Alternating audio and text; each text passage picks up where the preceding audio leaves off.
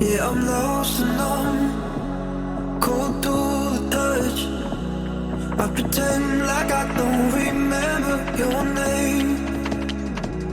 Every masterpiece turns to blasphemy. When I close my eyes, yeah, I still see your face. We were the thunder and the lightning, burning fire started from the spark. I would spin you just to watch you twirl. It was us against the world. You were the rain falling on my skin. Yeah, I was dying when you pulled me in. I was your rebel and you were my girl. It was us against the world.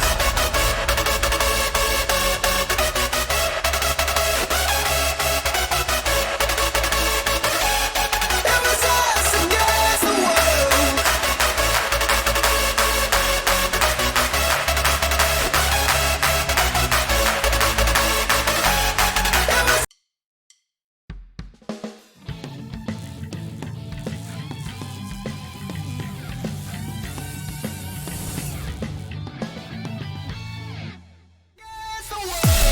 Hello, that's the wrong screen. I've done this before. Here we go. What's up, guys? We're in outer space. What's up, everybody? How's it going? Welcome to Table Humps, dude. Dude, it's Happy been New Year. It's been too long since we've seen each other. It has been. It has been. It's been since last year. Last year, which, you know, felt like decades ago, really. A lot has happened in 2021 already. That's right. That's right. Hope you're doing well. Hope everyone out there in chat is doing well as well. Doing well as well. Let's all do well together. Yeah. Appreciate you guys being here. Chris, what are you drinking today? Well, for today, I did keep for our first podcast the Invisible Art Black IPA from Adroit Theory. I think that was one of my top 5 from our 12 Days of Christmas. So I have one for today. I believe it was your top 3. So yum. Solid selection. I'm drinking a beer you gave me, the Agent of Anarchy from the Drecker. Wizard Shred. Thank you for the new sub. What a great name. That guy must be awesome. Yeah, he's probably old as shit, though.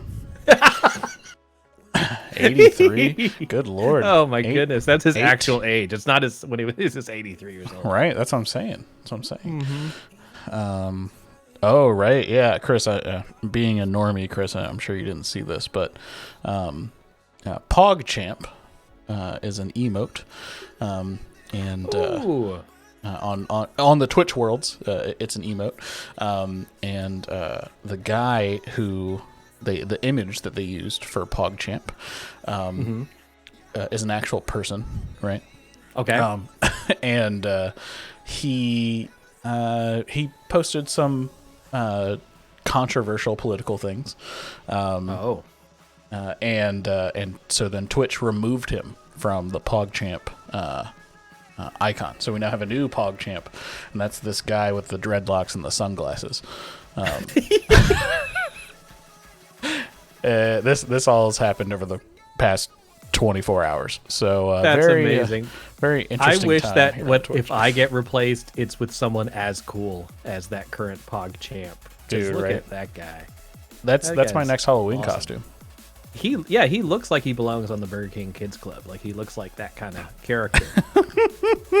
Is PogChamp related to like Pogs, or is that No. just happenstance? No, it's just happenstance. Yeah. I'm not showing my 83 oldness. There's also Poggers, which is a green frog type creature Okay. that has a very wide mouth, and it's just going Poggers. It's great. This isn't in nature. This is on the internet. Correct. This is the internet. Okay. There's not I a understand. frog that says I was Poggers. wondering. I have this really weird image in my mind. Oh my boy. god. That's Poggers. I don't know if you have BTTV installed. Oh, there he is. Yeah, that's Mhm. Poggers. Yeah, now I know what you're talking about. For Yeah, all it those doesn't look listening. like a real frog. So yeah. What's up, actual garbage? How are you? Good to see you. Chris and I were just catching up from today's. Well, it's been weeks since we've talked. Yeah, it's crazy. Crazy time, dude. So yeah. So I guess let's just get into it, right? So what did you get anything? Obviously, Chris, you celebrate Christmas. Did you get anything? I did. Any cool games for Christmas or any cool beers? Oh well, for Christmas, I gifted myself. Long time coming. I finally got my kegerator in and brewed my Nice, first dude. keg of beer. It turned out really good. I'm very excited. I have a black IPA on the way. I should receive it this weekend. I'm going to brew that too. That's cool. But yeah, big fan of that. I got a lot of good beers for Christmas. I think my favorite Christmassy one was the 2Xmas Winter Warmer from Southern Tier Brewing. Okay. I don't know how to describe it. It's like, you know how what's that called? Glühwein or something like that? Glühwein, really, like, yeah. Glühwein, yeah. The really like spicy kind of warm winter treat. It's kind of Right. like the beer version of that. Oh, okay. It has figs, orange peel, cardamom, cinnamon, clove, and ginger root in it. Oh, It's very spicy, but very tasty. interesting. So yeah, that might be one of my new favorite, like specifically holiday beers. What's the ABV on it? The ABV on that bad boy is 8%. Okay, so not terrible. No. Southern Tier, I don't think normally goes beyond the 10-pointer. But yes, it's quite tasty. What's the don't they do some other winter beer, right? They have an Old Man Winter. That's It's one an that they ale, do. right? Mm-hmm. Yeah. Yeah, that's their winter ale. Yeah. And it's got like a blue snowflake label, right? Uh-huh. I was actually impressed with Sam Adams. It's not their winter ale. It was their winter lager. They it tastes pretty good. It's like a I think it's a better version of their well, better is a hard and a Boston lager and mixing them together. Huh. It's pretty interesting. It's the one with the gold label on it. Okay. Yeah. Yeah, this guy. Heck yeah, dude. It always looks too fancy for me. Speaking of fancy, have you seen the Black Stella Artois? No, What? Yeah, I'm interested in picking it up, but I don't know if it's any good or not. Because I'm not a big Stella fan. Like, there's nothing wrong with Stella. It's just I don't go out seeking it. You know what I mean? I used to drink a lot of Stella. Yeah, there's nothing wrong with it. It's just not my jam. So is it just a dark lager? Yeah, I think so. Let's see. Yeah, it's Stella just Black. just a dark lager.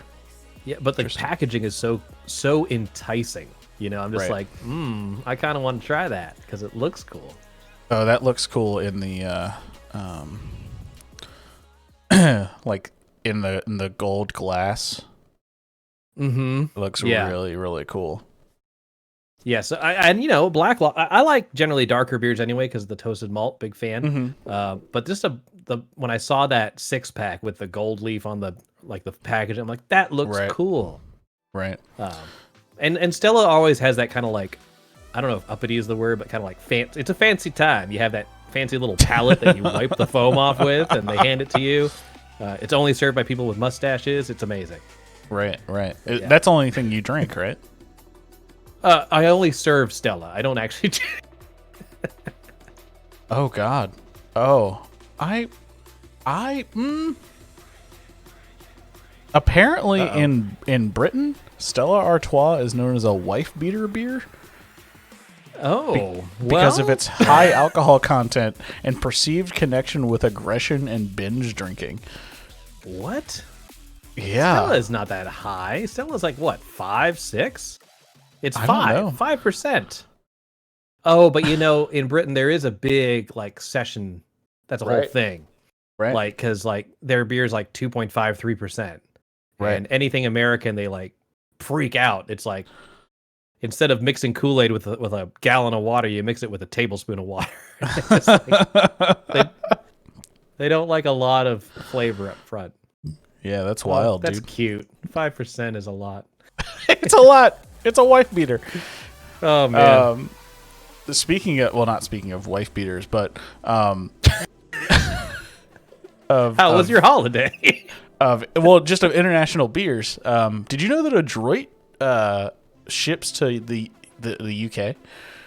I did not know that. That's They cool. they distribute all over Europe, which is But they don't distribute all over America, right?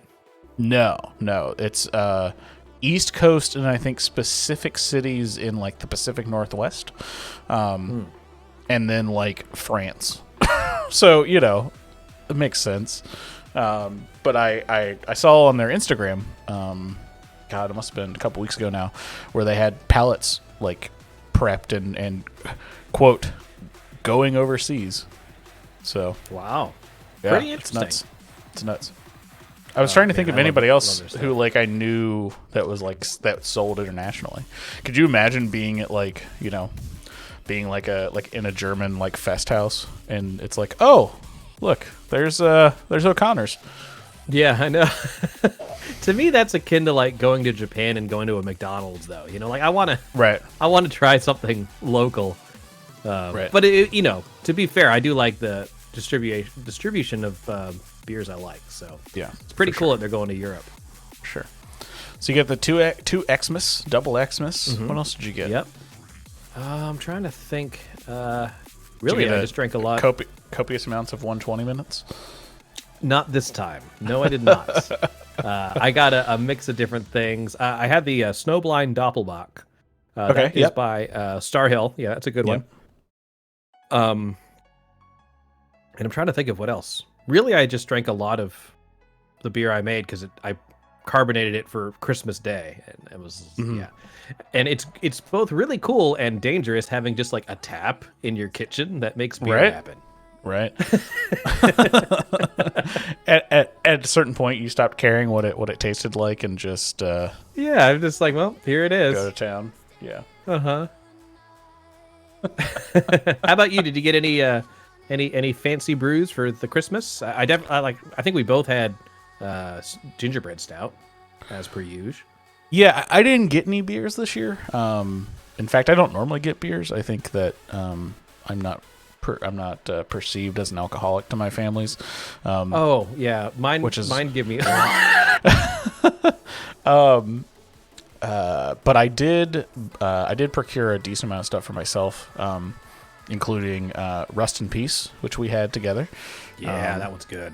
That one's, oh man, that limit. Obviously, it's gone now, but it's it's a stout from Precarious, and super good. I can't remember what all is in it, but the can art is just it's nuts. It's this little guy here. Blend of 2 different stouts aged in Buffalo Trace and A. Smith Bowman barrels. I don't remember it tasting the label like a is the Rust and the Megget. Oh yeah, it was pretty boozy. The Rust in Peace, or am I on a delay? I don't know. You're talking about the Rust in Peace, right? Yeah, I don't think it was. I didn't taste like 12% to me, but oh, to me it did. But I mean, we were drinking a lot of boozy beers that day too, though. That's true. But yeah, that's definitely the Rust in Peace album cover from the Megadeth discography. Right. Like, that's exactly what it is. But instead of an alien pod, it's a keg of beer. Right. That's cool. That's really cool. It was a very tasty beer. It was. And it was. It was unfortunate that it was such a limited run, but yeah, I get it. But sometimes it's what you need. If you have too much of it, it takes away from the specialness of it. Right. Right. But yeah, I had that. So and oh, go ahead.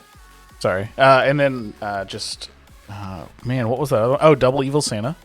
Oh yeah. Got some more of that. And then we had the Goose Island 2020 edition, their bourbon barrel stout, which was really good. Oh, the mushroom beer. Yeah, that was the Rogue, the Candy Cat mushroom one, the Rogue Santa one. That one was mind blowing. I think we both looked at each other like, "What the hell's going on with our mouths?" So we had this beer from Rogue that had Candy Cat mushrooms, and was it an ale or? I think it was a strong ale. Yeah. And it had like maple syrup and coffee notes, but apparently all of that came from those mushrooms. Yeah. I definitely got like butterscotch from it. Mm-hmm. Yeah. But yeah, I mean the bottle just like looks insane. And all the flavor came from mushrooms, which is just like, who would have known, Yeah, that was really cool. I bought it just, because of Santa and Christmas. Right. But I was impressed or surprised by how much flavor they got from that one ingredient. Yeah, would drink again. And I don't know much about Candy Cat. I don't know much about mushrooms, period. But specifically Candy Cat mushrooms, I don't know much about. But man, this was like, it was very surprising the amount of flavor that came from it. Mm-hmm. So. Yeah, that was a good find. I enjoyed that very much. Yeah. We had a lot of good beers that day. At one point in the night, it all hit me at once. It was approximately at about 7:30. Yeah, it just like, think. Yep. There was just a light change, and Chris is like, you know what I need? I need chicken nuggets, and I need to go to sleep. I stayed up. I just shouldn't have, I think is what it was. I made you play Overwatch, even though you probably shouldn't have. Oh, good times. Yeah. So I did buy my brother a beer for Christmas. I'm gonna. No. Chris, where'd you go? Sorry, I don't know how Discord works. Am I back? You're back. All right, sorry. So I got the Karate Champ Pale Ale for my brother. For Christmas. Has a little karate guy on there because we used to play that a bunch on Nintendo back in the day. Right. But one of those 3 hops, the Kashmir, Sabra, or Motueka, made his like allergies go nuts. It's pretty funny. Oh no! Who's that from? That is from Charlestown Fermentory. Yeah. Interesting. Yeah, Light bodied from the use of a Mediterranean-grown Pilsner malt. Who would have known? It was pretty tasty. Wouldn't have known. Yeah, that's awesome. Yeah, I don't think I've ever heard of Charlestown Fermentory. Me neither. I just bought it because it had an 8-bit character on it. Fair. Oh, yeah. Margwin got drunk videos of Cris from Stephen that night. So Margwin, you're I'm sorry and you're welcome. Did you? Oh, right. You sent them. Right. I've had mushroom tea, but mushroom beer sounds really good. Yeah, right? Like, mushroom beer, just like... At first, I was very confused. But then I got down to clown and really enjoyed it, you know? Yeah, it was good. It was good. It was super good. Yes. I do remember this video now, and oh boy, that video. Oh boy. Oh, there were creatures in places there shouldn't be. Or should be. You know, who knows? Or should be. Check out our OnlyFans for more premium for more content. miniatures. Yeah. That's cool, man. Any other like really cool beers that you had or that you acquired? Yeah. So I before another reason we haven't talked in so long is because I went to where the hell did I go? Lynchburg, Virginia, for a week where I just turned everything off. And there's a really good bottle shop in Lynchburg where I bought a bunch of stuff, including that beer I told you about, the Karate Champ. But I got a whole bunch of Adroit Theory stuff. And the two that I thought were pretty interesting, one of them is the experimental ale that they made with, I don't know if I'm pronouncing this right, Kievic yeast. Okay. Yeast. The bottle shop owner there was telling me that a lot of breweries use that yeast all the time because it's cheaper than a lot of yeasts. But Adroit Theory was like, we'll try it with this experimental ale. It was good. It was just an ale. There was nothing like fancy about it.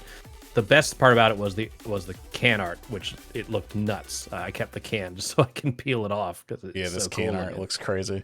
Yeah. Legacy of the Damned. Mm-hmm. Yeah, the experimental ale. It's pretty good. But it's interesting just to see how an ingredient like the malt or the yeast can like change the whole profile of it. Right. I think that's the first time I've ever seen them like so proud with their like the name of their beer, you know? Yeah, it's big. It looks very much like what is it? Like Dawn of the Dead or something like that. Like that kind of boom, boom, boom. Here's the title. Right. My favorite one that I got from him, he was complaining though, because like some of Adroit Theory's cans have like the normal UPC code on them, no problem, like that. But then stuff like that one and this one I'm going to tell you about next has their UPC code like integrated into the artwork, which sounds cool. But the guy's like, this never fucking scans. Can't get it to work. But it's a beer called the Battle Master by Adroit Theory. And if you pull it up and look at the can, it's like Diablo to the can, and the UPC code's integrated into his like right above him. It's really cool. But it's a triple IPA. Oh yeah, that doesn't Very even tasty. look like a UPC code. Mm-hmm. It just looks like part of the art.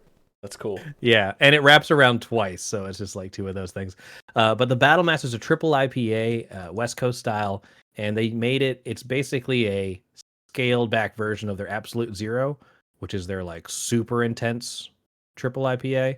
Mhm. This one's just a little more easy drinking, but still a 10%er. Right. Yeah, I mean, Adroit just is is that Croissanto Palausa? Wowee. Look at that. Hey, what did you look up? Battle Master and my that's my face in the you're like number 7 on here, dude. Look at you. That's weird. That is me. Anyway, I was just saying, like, Adroit Theory is just like it continues to just hit it out of the park, you know. It's kind of crazy how I've never had a brewery hit so many beers, right? Like I don't think I've ever had a miss from them. I've had things that are like that was okay, but I've never had anything that was like, no, that shouldn't be there, you know? Right. Yeah, they're okay is still like most people's really good. Right, exactly. Exactly. they're the kind of brewery that I'm like proud that they're in my state. You know, like I'm just like hell yeah, Detroit brewery. Like Right. like that. One that reminds me of that too is Benchtop. Benchtop always has some really good hitters. And did you see that they're doing free shipping right now? I don't know the range, but I know it's like at least Hampton Roads.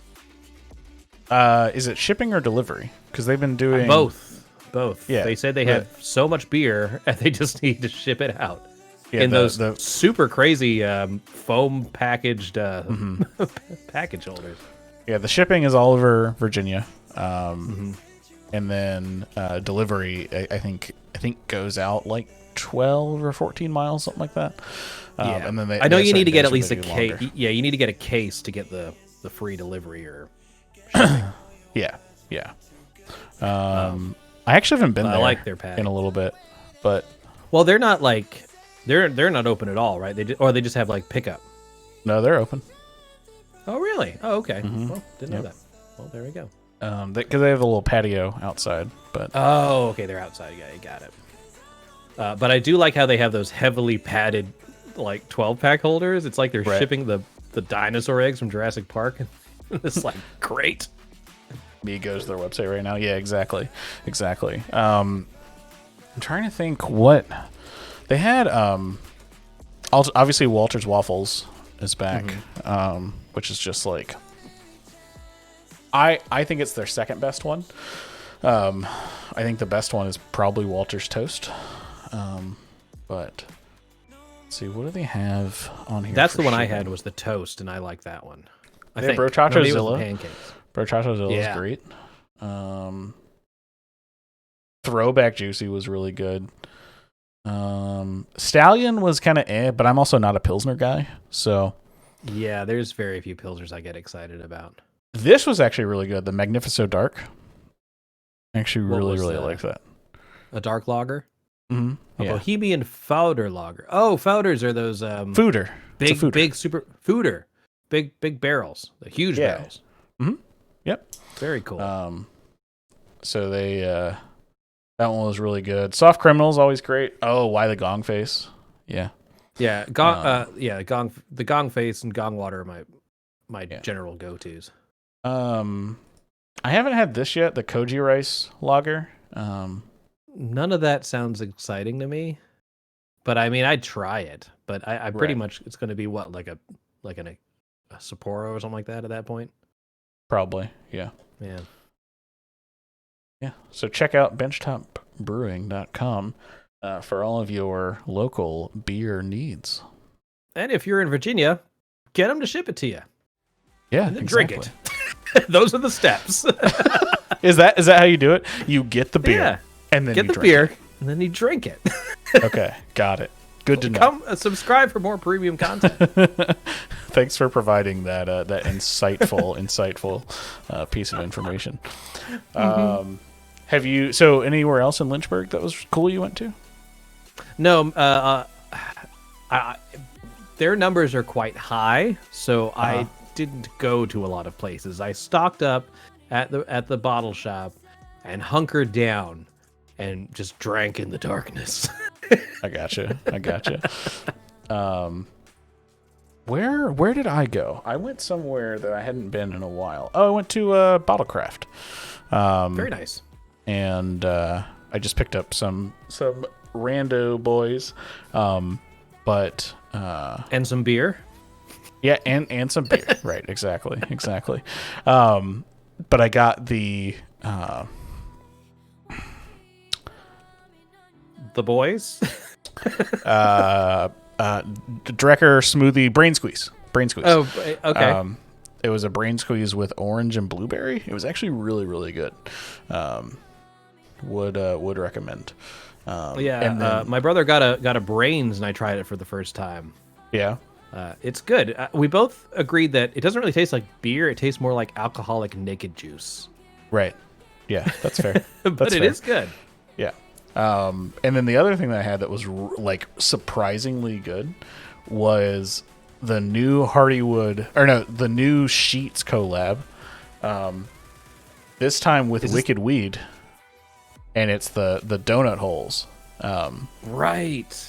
Yeah. it tastes just like a sweet lager, and it's Okay, just yeah. it's tasty. And for $8 for a 4-pack, like from Wicked Weed, let's go. Yeah, why not? You know? Yeah, absolutely. Yeah, I've heard good stuff about the sheets. I've heard some like hit or miss. Didn't they do like the hot dog one or something like that? They did do a hot dog one. I think that was skipped that. I don't remember who that was with, but they did do a hot dog one. The one before the donut holes was the watermelon ring. Okay. And that was really good. The watermelon ring was really good. It was very. I can see that working. It tasted like a watermelon ring. Like that's. Everyone's like trying to guess like what the next one's gonna be, and it's think 50 gas station. Yeah. Well, think Sheetz specifically, because it's like more than a gas station. It's like they also make food and do like the Wawa thing, right? Yeah. So there's a thought that they could either be tater tots, which you could do like some sort of like a potato like ale like or something. A yam beer. Yeah, exactly. Or doing something like a prepackaged snack. So people were thinking like the stupid milkshakes that you undo and then you put in the machine and it does. I personally hope that they do something with their slushies, because they've got like a million slushy flavors. So they could do something that cool makes there. sense. But who knows? What a fun game. Like you just make beer, you walk into a Sheetz and you're like, let's make it out of that. Chris, those are plastic forks. Okay, maybe something else. and it's not like they're doing it with like no-name breweries, right? Like right. Hardywood's pretty well known. I mean, Wicked Weed's known nationally, right? So I did get, or Jenny got we haven't tried it yet. The pack of their decadent stouts, the ones that are all different, like pastries. So that sounds like pretty exciting. Yeah. You haven't had them yet? Still there, ready to go. Get on it. Get on it. How about you? Any other beers you tried since I've seen you? I don't think so. It's been a pretty. I've been just drinking. I had a Two-Hearted yesterday, but not really. No, I haven't been drinking a whole lot. So, well, that's good. I tell you, man, when you got those Two-Hearteds, I felt it. I was like, oh, it's been so long. Right.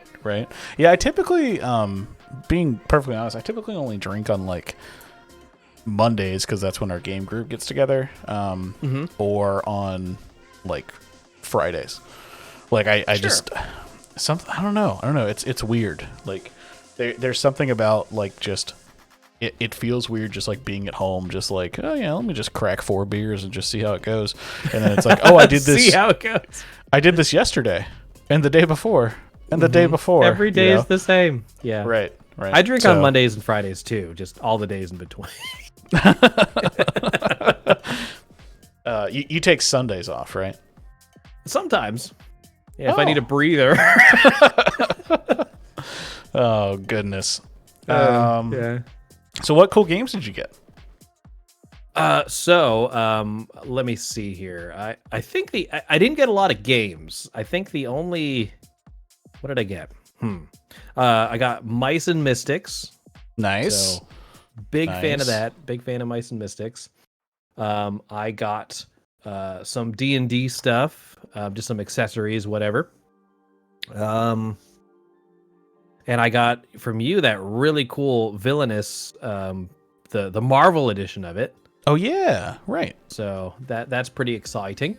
And that's about it. I kind of told a lot of people, like, don't get me a board game, because 1, I may already have it, and 2, I'm trying to like call the collection, you know? Right. Yeah, you got my Mystics from your brother, right? Mm-hmm. Yeah.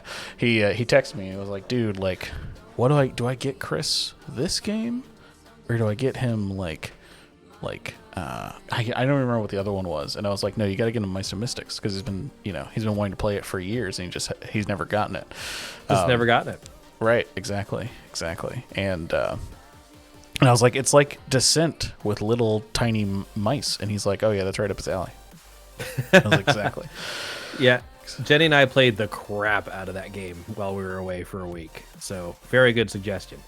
Yeah. I really want to finish that and then get, what is the other one? Aftermath? Aftershock? Aftermath, yeah. Mm-hmm. Aftermath. Do you want to talk about Mice and Mystics? Sure. So Mice and Mystics is a co-op storybook game similar to like Stuffed Fables and Comanauts in some ways, but a little more tactical like Descent is, like you mentioned. You play through a set of stories where you're a bunch of heroes that have been transformed into mice, and you need to find certain artifacts to save the kingdom. The story is really good. I'm a big fan of it. The gameplay is real quick once you get the rules down. Has custom dice that you use to do all your actions. The book says something about, expansions where they're going to release more books. I don't know if that's a thing or not, but we're still playing the story, and we've played it for quite a while. Yeah, I want to say they came out with 2 expansions. Okay.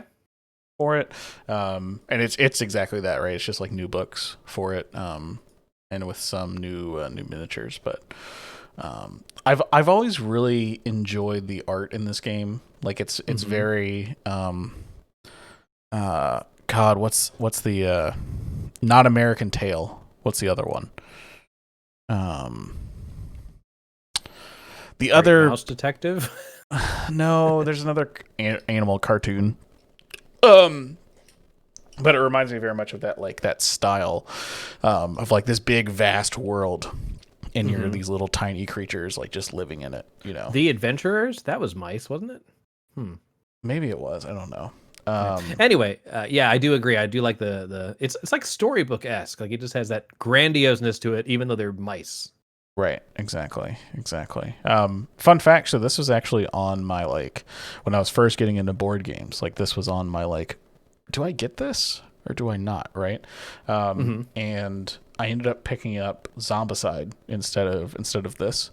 Okay. And not that I regret it, but I do think that Zombicide was a little bit more my style. I can see that.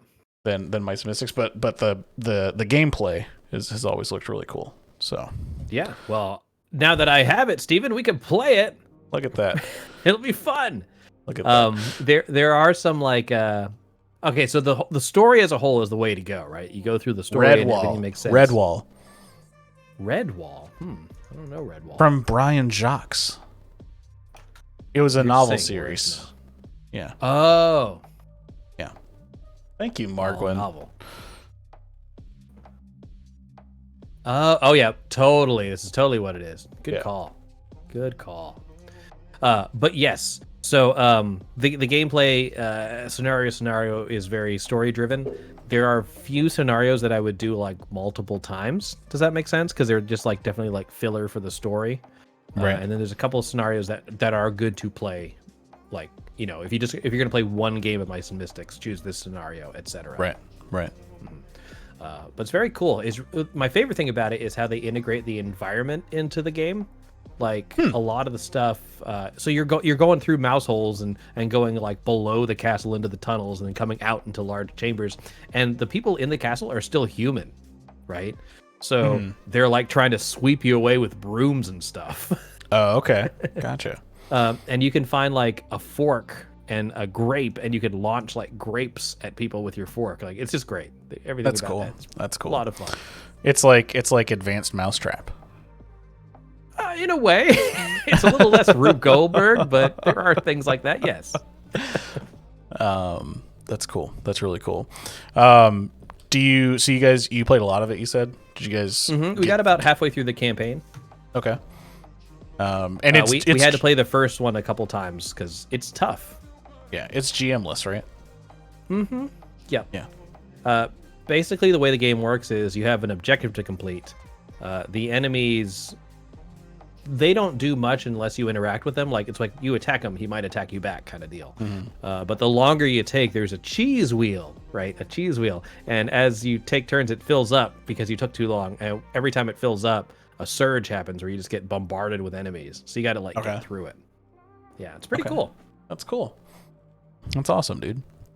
What else did you play on your cabin adventure? I played some Zodiac Clash that Nice. you passed down to me. Wasn't the biggest fan, honestly. It's After Connect I got 4, the gameplay right? down. It's you know what it is? It's like you go to 10 Forward in Star Trek and some people are playing 3D chess, but you're playing 3D Connect 4 and you're just shaking your head like, why am I doing this? So Zodiac Clash is gorgeous. Like, It looks super cool. everything's cool, everything's nice and holographic, you know. And again, the only problem is that it's Connect 4. It's just like overly produced Connect 4. And unfortunately, my wife hates it. You know the story about that, right? So we bought this at Gen Con. And by we, I mean my wife bought this at Gen Con because it was pretty. And because it was shiny, right? It's very shiny. And she knew nothing about the game, but she still had to buy it. And I was looking through our Shelf of Shame one day, and I was like, we have this game. Interesting. And so I I like looked it up online, and I was like, oh, this is Connect 4. But in space. But then I forgot, right? And then God, this must have been it was like 3 months ago. We went to a little hideaway in Williamsburg because that was exactly 49 miles away. And I brought this because it was like, we're gonna play all of our 2-player games, right? Okay. And I opened it back up, and I was like, oh right, this is Connect 4.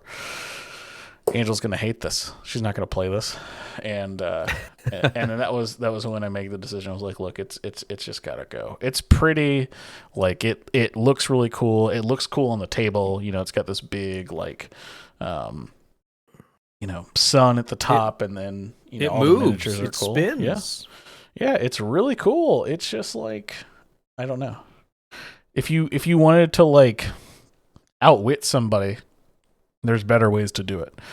Yeah, I think there's the other frustration I have is it's like Connect 4, but your opponent can move your pieces. So there comes a point where, like, I played it a couple times with my wife and my brother, and there came points where we were just undoing each other's moves into a perpetual like circle of, nope, you're not gonna win. Right, exactly. So that leads to frustration in the stars. For sure. What else did you play? Production value, though, looks great. Yeah, for sure. What else did you play? So this is a funny one because I got this. Someone gave it to me because they just never played it, and I played the 1-player version of it. Is Firefly back in the day? The Firefly board game. I played Firefly once, and it was before I got into board games. Right. So someone threw this shit on the table with the rule book, had never read the rule book, and we're just looking at it like, what the hell is this? Like, what do we do? There's more than one page of rules. Right. And so I the only recollection of this game I had is it's extremely complicated, was the only takeaway I had of it. Right. So I finally took it out and I'm like, you know what? Let me look at this book because I'd never read the rule book. And I'm like, now that I've gotten into so many games compared to like Twilight Imperium or something like that, it's very basic. It's not much to it. The single player is pretty fun. And if you were it's pretty fun. If you're a Firefly fan, then of course it's just riddled with fan service. Right. But even if you're not, the gameplay is still there. You know what I mean? Like, sometimes you have these fan games and you're like, oh, I know nothing about whatever, but the gameplay, even if you don't, is still good. You're space pirates trying to get money. It don't becomes need more any of a more trivia thing than anything else. Exactly. But yeah, no, it plays really well. The solo campaign's called Good, Bad, and Ugly. So there's good, which is easy, bad, which is medium, and ugly, which is the hardest version. But yeah, it's good. It's a good game. Cool. Do you this is a very highly sought after game. Do you think that you would keep it in your collection, or do you think you're gonna dump it? I'm going to definitely keep it just because I'm such a big Firefly fan. Yeah. So my fandom wins out over And then monetary that's gain if it's worth money. right. That's what a lot of people have said, right? Is it's just like, it's a good game. It's got Firefly attached to it, you know? Yeah. It's, What's not to love? right. You know? Right. And also, I had to tape the box back together. Hey, man. You're just getting broken boxes left and right. That is, but I mean, like, to be fair, my Scythe box was also breaking, so it was the big cardboard box you gave me, Stephen, was quite the gift. Thank you. I'm glad that I could back gift together. you an empty box. It held it, yeah, it held together.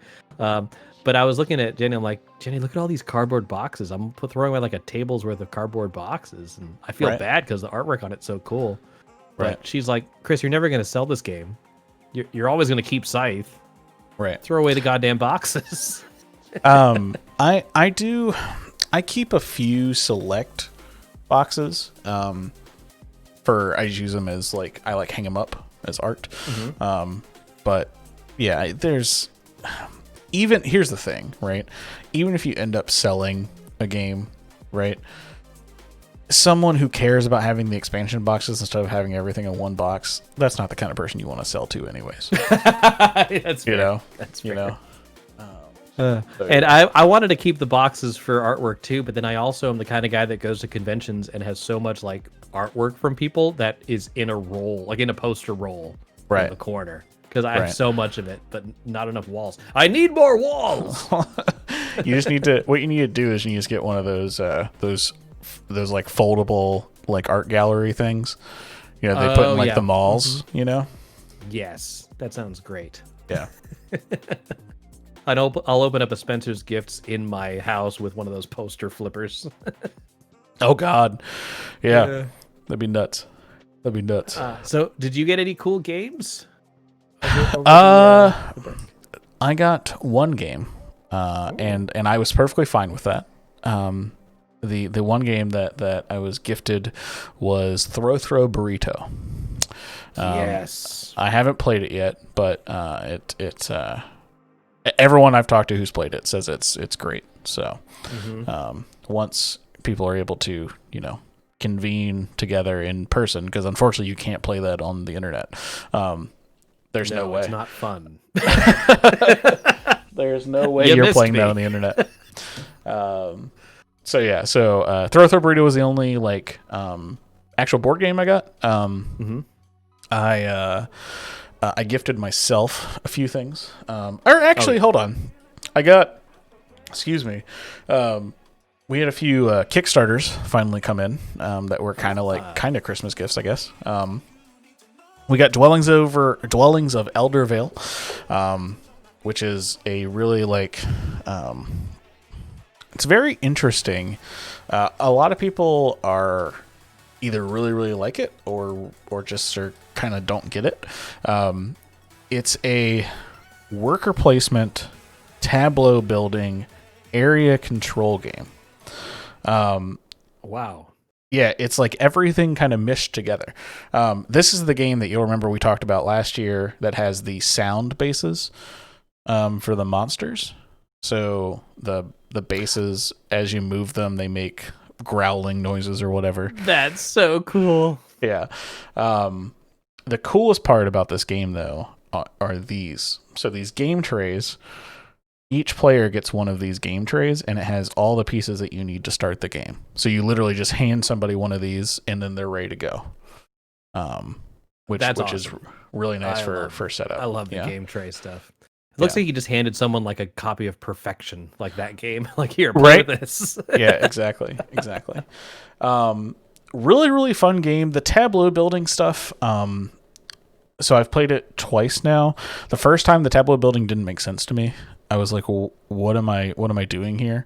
But you have to have use your workers, as strange as this sounds, become your permanent income buildings. So much so that you actually put a little roof onto their head. and they physically become a building, Roll out. or a dwelling, if you were. Yes. I'm gonna live inside you. And then those give you basically where you place them. They give you income or influence over these different elements, right? And then the different elements allow you to procure upgrades, right? So you might get like something that says, when you fight a monster, you get to, roll an extra die or something like that. The really interesting part about this game is the combat. So the combat basically is it's almost have you played Rise of Tribes? But I know what you're talking about. Yeah, so it's similar where you have, a number of workers in a space together, right? And you roll off against each other and you get a number of dice equal to the number of people you have there, right? But you also get bonuses for your dwellings. You get bonuses for, like, if you're the highest element in that dwelling. So combat becomes like a real, like, math burner because you want to make sure, like, if I need to take this space, right, because the space has an action on it that I want to do, I get to do the action, but I'm going to have to fight you and possibly lose a guy to the underworld, right? And, oh my God. Yeah. My house man is now... Right, exactly. And when they're in the underworld, you don't get to use their action when you take them off the board. So it's real risky. Is what I'm getting at. That sounds super cool. It is cool. All the I've only played it at 2 players. I haven't played it yet at 3 or 4, but planning to here shortly. Oh right, there needs to be a picture of the. There we go. There's the monsters. The monsters on their epic sound bases, and the box is huge, by the way. Well, yeah, because it's supposed to hold all that sound. Right. I want to find. There's here it is. So this monster tray here. Basically, you have a certain number of monsters depending on the number of players playing. Sure. And then this tray, underneath of it, there's treasure tokens, right? And these treasure tokens are on the board, matching the space. So, like, if I'm playing against the fire elemental, then the fire tokens will be out on the board. And each element gives you different resources. Oh, neat. Yeah, so really cool, like lots of different playability there.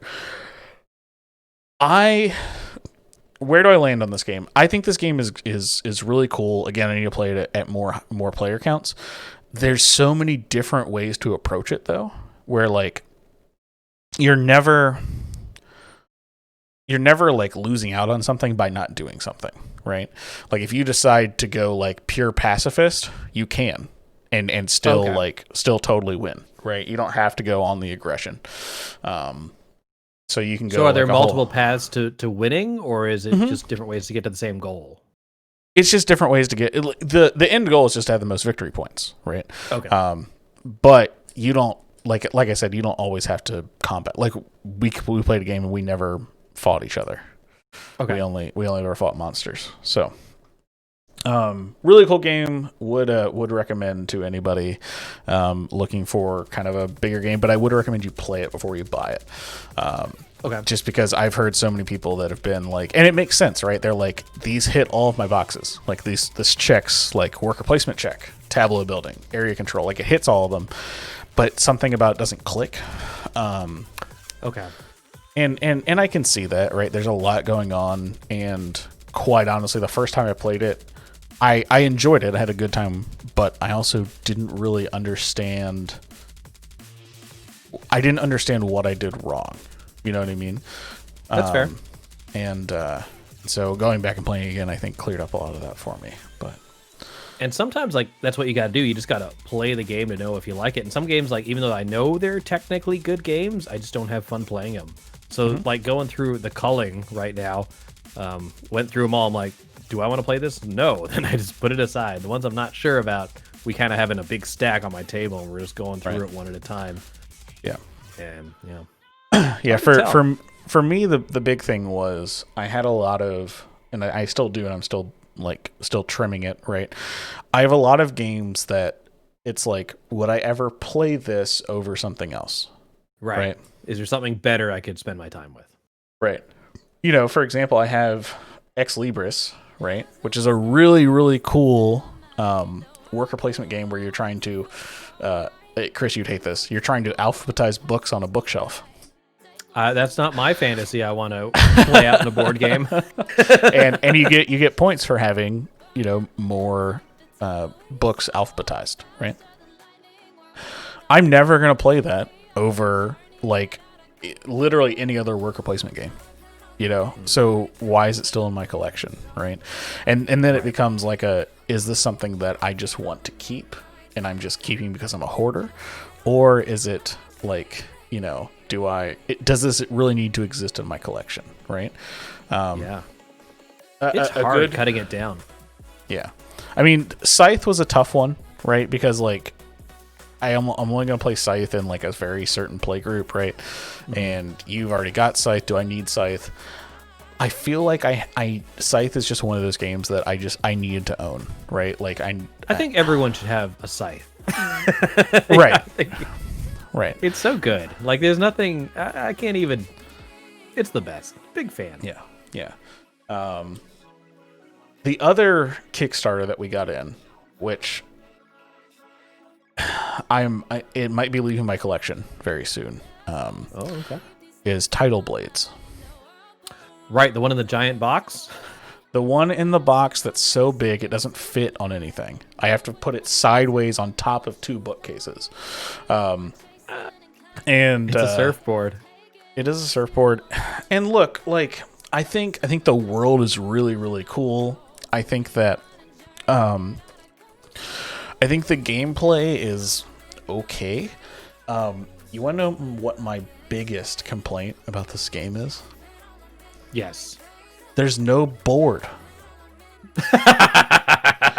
Like there's so the whole idea, right, is that you are you're champions, right?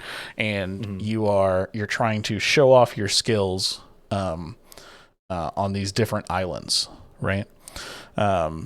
And so they're actual like physical islands. Like they're little individual so you have, like, pieces of cardboard. of a board. Right. And it's just like it's a table hog because you end up with all this like extra space in between and whatever. I think that it's tough because like the production value is just so good. Like each player, you're doing these different skill challenges basically to level up your skills, and each player has these boards that have 4 different wheels on them, and you're turning them, and it's really cool. It really feels good. And you're upgrading your dice, right, to be able to get better and better dice to make those challenges easier. Okay. It's got the little squishy oranges, right? Very similar to the berries of Everdell. Yeah. Now you have my attention. But yeah, I don't know, something about not having a board for this just like really like I can understand that. It really rubbed me the wrong way, and like it just looks like big. Is big the right word? It is big. It's very big. It's a table hog for sure. Like I'm looking at those dice down there, not at the ones on the very bottom, but the little teeny ones. Is that like to scale pretty much? Pretty much, yeah. They're like they're standard like 16 so mil. Those boards are pretty big. Well, boards in quotation marks. Yeah. The islands are pretty big for sure. And the crazy part is that there's only like 3 spots on each board. Like there's only 3 places to put your dudes. So it's like, does it feel like the game is just too big? Like why is it this big? It's just too big. It's way too big. Yeah. And this is gonna sound backwards, but like, had they either put it on a board, right, and ditched the island concept, or made the island slightly smaller and give me a playmat that's like blue ocean, right? Because playing on my wooden table, I didn't feel like I was island hopping, you know? Like it just felt like, That's there's great. a bunch of crazy boards here, right? So I don't know. Like I need to play it. I need to play it a couple more times before I finally make a decision. But it's not looking great as of right now. But again, the world is really really cool. The all the art is great. Obviously, the miniatures are actually really really well done. Oh, okay. And the dice tray, it's the deluxe edition came with all these. I'm trying to find a picture of it. Came with game trays, obviously for everything, and they just like it looks. Those are painted ones. They look pretty cool. Yeah. Oh yeah. This is the arena. This is where you roll all the dice. Yes. Is that like a plastic blow mold kind of thing? Yeah. But it's like it's hard plastic. So.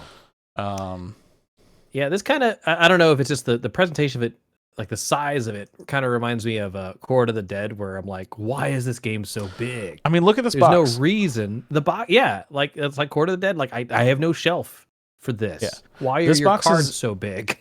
This box is 60% larger than a Monopoly box. Like this doesn't need to be this big. But Oh, that's great. and the crazy part too, Chris, is I kickstarted this game 2 years ago. Yeah. 2 years ago, and like it just showed up. So Yeah, it's not a great feeling. Like I was supposed to get what was it? Dark Tower in like September, and then they're like, it's gonna be more like November, December, but you'll get it before the holidays. I'm like, okay, I understand. Things are kind of crazy. I just got an email saying it'll be at least July. Like, right, that sounds about right. right, yeah. I That's think, how it goes. and kind of on topic of that, for the first time in I can't remember, I only have like 2 things pre-ordered on Kickstarter. Nothing, and we can talk about this, but nothing is like really coming out that I'm like, I need that. Right. There's nothing that's like, ooh, I really need to play that game. And I don't know if it's COVID. I don't know like what the deal is, but like, no, honestly, like I'm just not seeing. Like I feel like there's so many people, and don't take this personally if this is you, but I feel like there's so many people out there that are just like, they're backing mediocre games because there's no other games coming out. Like they just need to back something. Right. They just need to like. I have to do something. Right. I don't know. It's just Are we seeing a lot? Just a lot of fluff kind of like coming out on Kickstarter because everyone has time to like put their stuff on Kickstarter? Or? Well, I think the thing you're seeing is that the big players aren't doing anything. Okay. Simon didn't do anything the past 6 months. Even someone like Skybound hasn't done anything. They did something early 2020, but they didn't do anything Q2 or Q3 or Q4. You're seeing a lot of we honestly like, and I support this 100%. We saw a lot more kind of zines and RPGs come out, which is really cool. That is cool. And nothing against it, but it's also just like, again, like we were talking about, right? Like now it's, does this game like beat out something else in my collection, right? Right. And do I need it? And the cool thing about the zines and stuff in the RPG world too is like, like we like doing our one shots. We're going to do those some more in 2021. And there's a plethora of systems out there, but when it comes down to it, I only need like 2 or 3 systems, and I need like the scenario or the world building or something. That's something I would back. Yeah. To get a good like quick story, because writing a one shot is actually like pretty hard, because you got to like have that whole encompassing experience in one go. Right, and you want some form of character development and like some bit of world development, right? And it is tough to write. Have you seen that RPG that runs on a vinyl? You told me about that. That does sound really cool. Yeah, that looks really cool. There's actually so since that got kickstarted, I think it was a few months ago. There's like a new push for all these people making add-ons for it. Okay. and so people are like coming out with like the monster manual for it and like things like that of all these different worlds. So I'm really excited to kind of see where that goes. But I think that more and more, like that is kind of, I think that's at least for the beginning part of 21. I think you're gonna see more people still like kind of gun shy on new board game projects, and I don't know. I think that the world is changing a little bit still. Right. They kind of want to see where things are going to be before they dedicate, because everything's changing all the time. Like you said, it's hard to put a product or project out that you don't know where it's going to go. Right. And we're not going to have,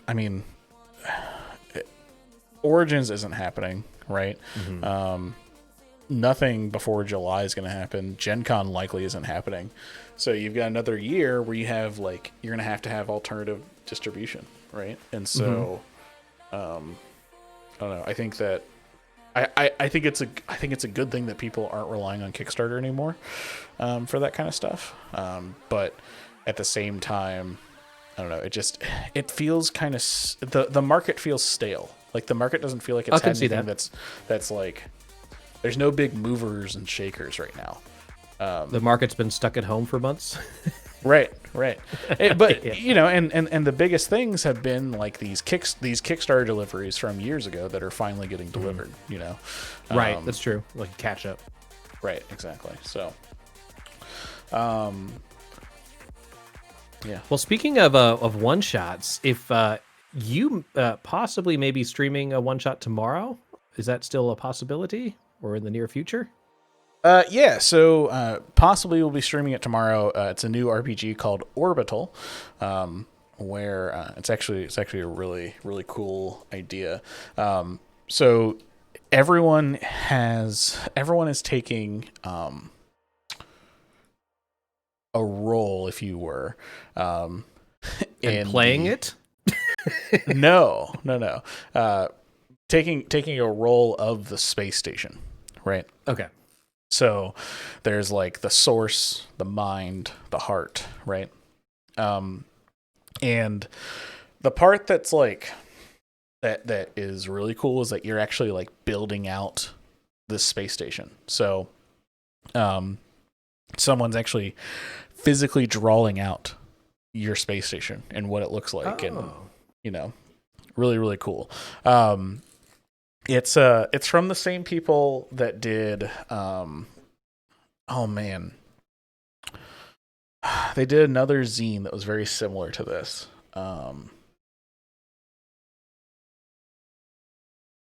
Can't remember. That sucks.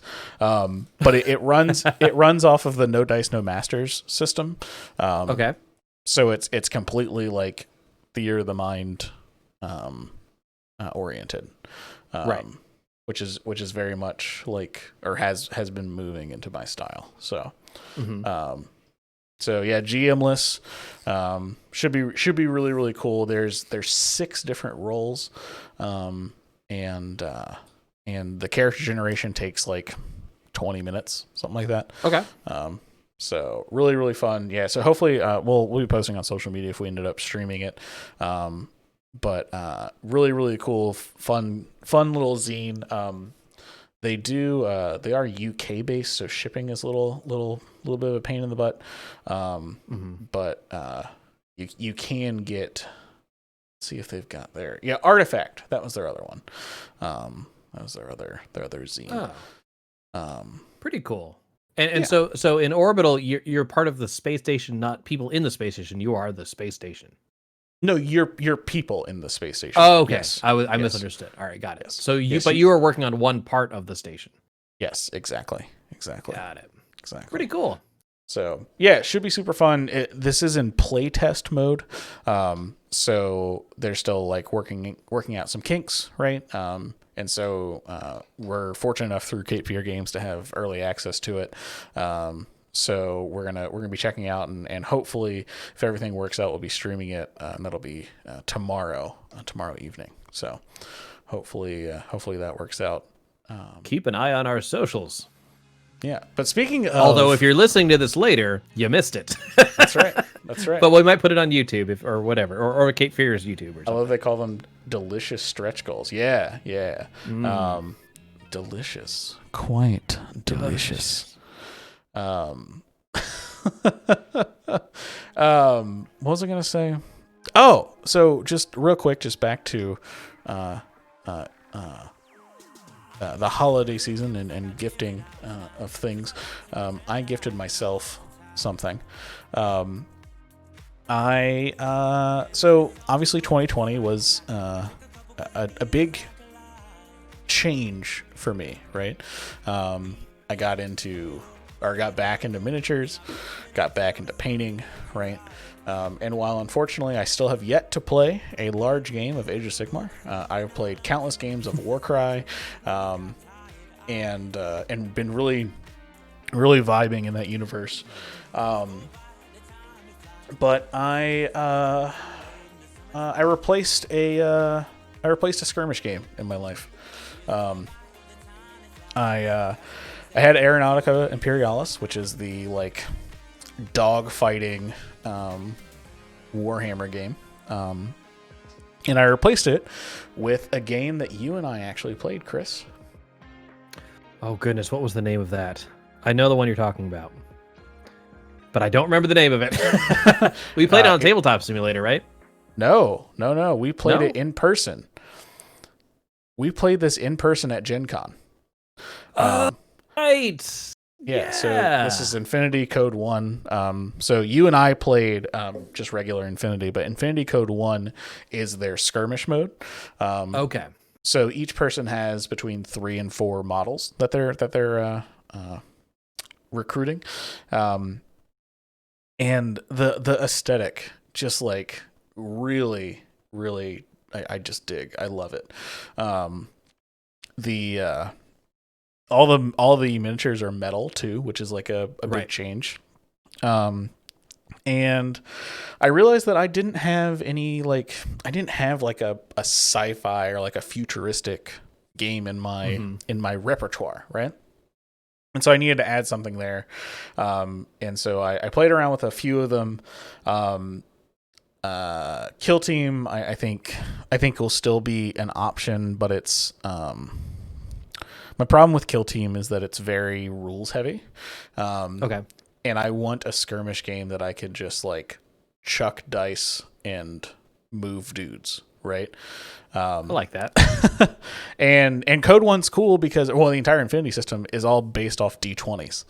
And so you're rolling D20s and you're trying to hit an attribute or below it, which is a really like different way of thinking, right? And so Infinity Code 1, so I've got a few kind of smaller war bands, and then I've got 2 like full armies for the full like big Infinity game. So that was a pickup for me. I've played Code 1 once now. Okay. Well, I played it twice. Once was incorrectly, so we'll count it as one. Well, if we said incorrectly doesn't count, Stephen, I've never played a board game. Right. That's fair. That's fair.